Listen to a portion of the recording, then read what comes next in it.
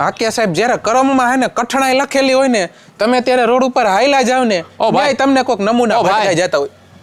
આપણે અટલે ઓલો શો હાલે કઈક એરફોર્સનો એ ભાઈ સીધા પાછળ વયા જાવ આવ્યા હતા ને ત્યાંથી આ બાજુ ને આ બાજુ વયા જાવ સીધા. કહું હું ને કરમની કઠણાઈ લખી હોય એટલે આવું જ થાય, આવા જ ભટકાય.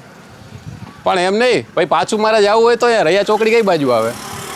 એલા ભાઈ તું સીધો આમ વયો જાય ને, મગજ ખાતો વિડીયો બનાવવા દે ને ભાઈ.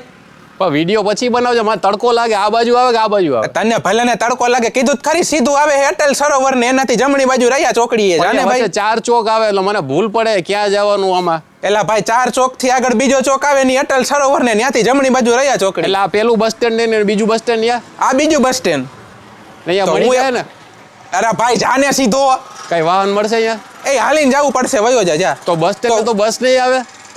એલા ભાઈ બસ સ્ટેન્ડ ની મને નથી ખબર ને, અહીંયા હજી રિનોવેશન ચાલુ, અહીંયા કાંઈ ગાડીઓ નહીં આવે, નીકળે છે હવે. તો ભાઈ હું એમ કહેતો હતો કે કરમની કઠણાઈ લખેલી હોય ને ત્યારે તમારા નસીબમાં આવું જ થાય, કોક ને કોક આવીને ઊભા રહી જાય. સમજી ગયા ને?